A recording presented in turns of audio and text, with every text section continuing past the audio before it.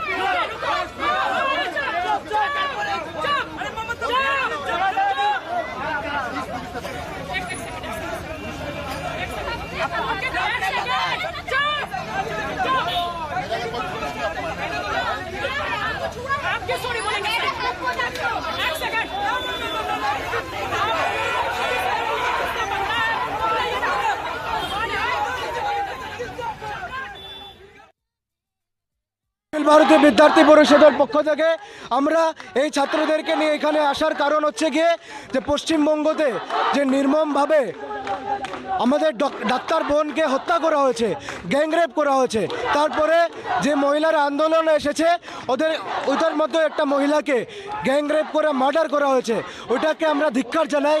আর আজকে এই যে তৃণমূল কংগ্রেসের কার্যকর্তারা এখানে দাঁড়িয়ে আছে, ওদের জন্য নিজের মা বোনেদের সম্মান থেকে, নিজের দেশের সম্মান থেকে নিজের পার্টির সম্মান বড়।